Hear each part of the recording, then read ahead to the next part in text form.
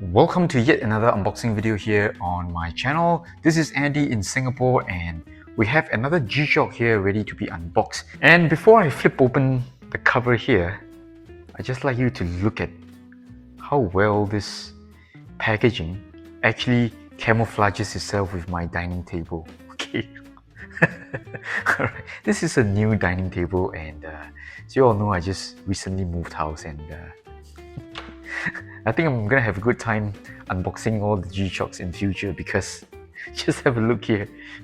It looks as though it's camouflaged into my dining table, alright? So, okay, enough nonsense. Let me just flip open this outer cover here and we will get to the tin can in a while. Model number 5674. This is a pretty new model. I was told this model was launched sometime last year. We've got a tin can now. Let me just flip this one open. And there will be the watch. Aha! This is a brand new watch on loan from our boutique.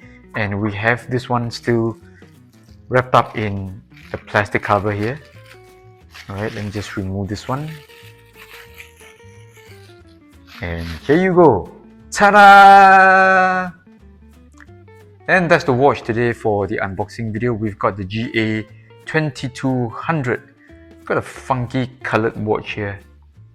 Some kind of a turquoise, bluish color all around from the strap to the case. Alright. This has to be a really new model. I think probably less than a year old.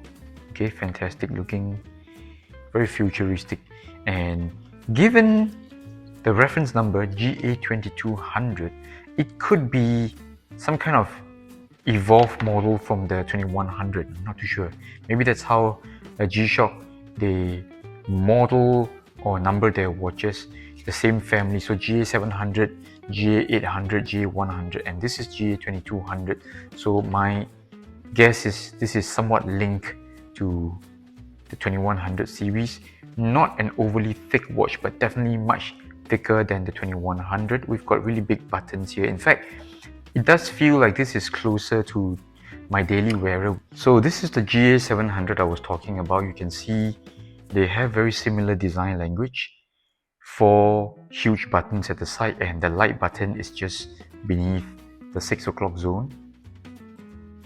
So very similar design language, not so much in the same design queue as the GA-2100, which is totally different. Alright, so smaller buttons overall, thinner profile. So this one here features the carbon core guard, and again, I think this is similar to the 2100 carbon core guard.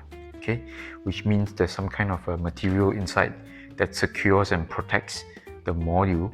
So this is a very plain, standard type of movement. There is no solar, no multi-band, nothing fanciful. I would say this is a battery operated module and it does look like it's one of those sportier, chunkier looking G-Shocks.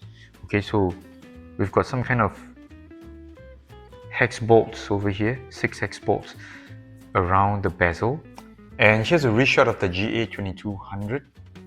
It's not as big as the GA-700, definitely not as bulky, and I do like the fact that the strap here has got so many strap holes for you to get a very good fit on your wrist. Okay, so my wrist size is about 17 cm and here you can see it is definitely manageable and very wearable. So let me spend some time with this watch and I may report back with a more detailed review video. Stay tuned to my channel. This is Andy in Singapore. I will see you soon. Bye bye.